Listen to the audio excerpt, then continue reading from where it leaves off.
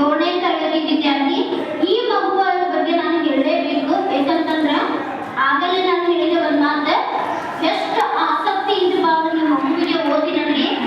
ಏನು ಹೇಳಿರ್ತಾನೆ ವರ್ಕ್ ಮೊದಲನೇ ದಿನ ಅದನ್ನ ಪ್ರೆಸೆಂಟ್ ಎಷ್ಟು ಮಾಡೇ ಮಾತಾಡೋದು, ಏನೇ ಅದ್ರ ಇದು ಒಂದು ದಿನ ಏನೋ ರಿಸಲ್ಟ್ ಕೊಡ್ದೇನೆ ಇಷ್ಟು ವರ್ಷ ಆಗ್ತದೆ. 1 ವರ್ಷ ಈ ಮಗುವನ್ನು ನೋಡಿದೆ, 7ನೇ ತರಗತಿಯನ್ನು ತಗೊಂಡಿದ್ದಾಗ ಈ ಮಗು ಏನಪ್ಪಾ ಅಂದ್ರೆ ಕಲಿಕೆಗೆ ಬಹಳಷ್ಟು ಆಸಕ್ತಿ ಹೊಂದಿದೆ.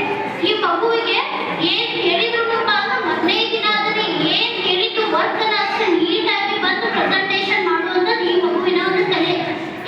ಏನು ರೀಸನ್ ಹೇಳಿಲ್ಲ, ಒಂದೇ ಒಂದು ನಾನು ಏನು ಒಂದು ರೀಸನ್ ಕೊಟ್ಟಿಲ್ಲ. ಈ ಮಗು ಇಲ್ಲಿವರೆಗೂ ನಾನು ನೋಡ್ತಾ ಇದ್ದೀನಿ. ಹಾಗೆ ಅಕ್ಷರಗಳನ್ನ ಅಷ್ಟು ಮುದ್ದಾಗಿ ಬರೀತಾನೆ. ದೊಡ್ಡವರು ಬರೆಯಿಲ್ಲ. ಇವತ್ತಿನ ನಾನು PUC ಡ್ಯೂಟಿಗೆ ಹೋಗಿದ್ದೆ, ಒಂದಿಷ್ಟು 4 ಪೇಪರ್. ಅಲ್ಲಿ ಇರ್ತಕ್ಕಂಥ ಮಕ್ಕಳು ಕೂಡ ಅಕ್ಷರ ಅಷ್ಟು ನೀಟ್ ಆಗಿಲ್ಲ. ಅಷ್ಟು ಏನಪ್ಪಾ ಅಂದ್ರೆ ಕನ್ನಡ ಭಾಷೆಯನ್ನು ಮುತ್ತಿಟ್ಟಂಗೆ ಬರೀತಂತ ಈ ಮಗು. ಯಾಕೆ ಅಂತಂದ್ರೆ ಈ ಮಗುವಿಗೆ ಕಲಿಕೆಯಲ್ಲಿ ಆಸಕ್ತಿ ಐತಿ. ಮನೆಯಲ್ಲಿ ಕೂಡ ಶಿಕ್ಷಣವನ್ನ ಅದೇ ರೀತಿ ಮಗುವಿಗೆ ಮಾರ್ಗದರ್ಶನವನ್ನ ಮಾಡ್ತಾರೆ. ಅದಕ್ಕೆ ಏನಪ್ಪಾ ಅಂದ್ರೆ ಎಲ್ಲಾ ಮಕ್ಕಳು ಇದೇ ರೀತಿಯಾಗಿ ಬರಲಿ ಅನ್ನೋ ಉದ್ದೇಶದಿಂದ ಈ ಮಗುವಿನ ಹೆಸರನ್ನ ನಾನು ಮುಂದೆ ಪ್ರಸ್ತಾಪ ಮಾಡಿದೆ. ಈ ಮಗುವಿನ ಜ್ವಾಲಾಮುಖಿ ಹೇಗೆ ಆಗ್ತಾವು ಅನ್ನೋದನ್ನ ಒಂದು ಪ್ರಾತ್ಯಕ್ಷಿಕೆ ಮೂಲಕ ನಿಮ್ಮ ಮುಂದೆ ಇವತ್ತು ಪ್ರದರ್ಶನ ಮಾಡ್ತಾರೆ. ಏನ್ ಮಾಡ್ತಾರೆ, ಎಲ್ಲಿ ಕೊಟ್ಟರು ಕೆಲಸ ಬಹಳ ನೀಟಾಗಿ ಮಾಡ್ತಕ್ಕಂಥದ್ದು ಈ ಮಗುವಿನ ಒಂದು ಸ್ವಭಾವ. ಅಷ್ಟೇ ಏನಪ್ಪಾ ಅಂದ್ರೆ ವಿಧೇಯತೆ, ಶಿಕ್ಷಕರಲ್ಲಿ ಗೌರವ.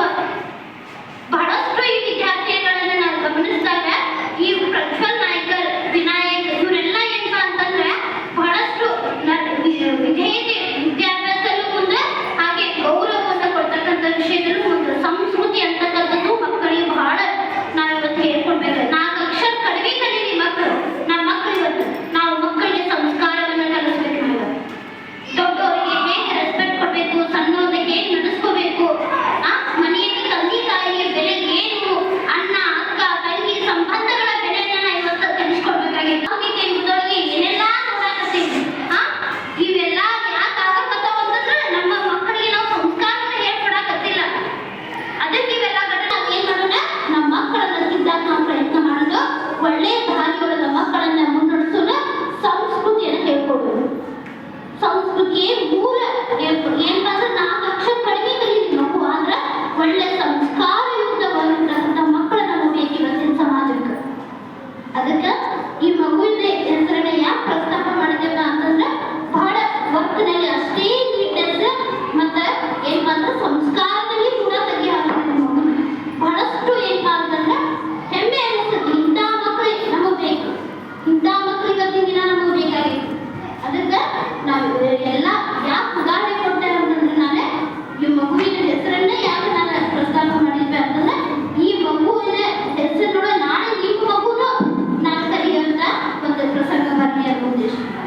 ಎಲ್ಲಾ ಮಕ್ಕಳು ನಮ್ಗೆ ಒಂದೇ, ಆದ್ರೆ ಏನಪ್ಪಾ ಅಂತಂದ್ರೆ ಕೆಲವೊಂದಿಷ್ಟು ಮಕ್ಕಳು ತಾನೇ ಏನಪ್ಪಾ ಅಂದ್ರೆ ಜಾಣ ಇರ್ತಾವ, ಅದು ಬೇರೆ ಮಾತು. ಆದ್ರೆ ನಾವು ಏನ್ ಮಾಡ್ಬೇಕಾಗಿತ್ತು ಗೊತ್ತಾ, ವಿದ್ಯೆಗಿಂತಲೂ ನಾವು ಸಂಸ್ಕಾರಕ್ಕೆ ಹೆಚ್ಚು ಮಹತ್ವವನ್ನು ಕೊಡ್ಬೇಕು ನಮ್ಮ ಮಕ್ಕಳಿಗೆ. ಅದಕ್ಕೆ ಏನಪ್ಪಾ ಅಂತಂದ್ರೆ ಈ ಮಗುವಿಗೆ ತಾವೆಲ್ಲರೂ ಒಮ್ಮೆ ಜೋರಾಗಿ ಚಪ್ಪಾಳೆ ಮಾಡಿ ಧನ್ಯವಾದಗಳು.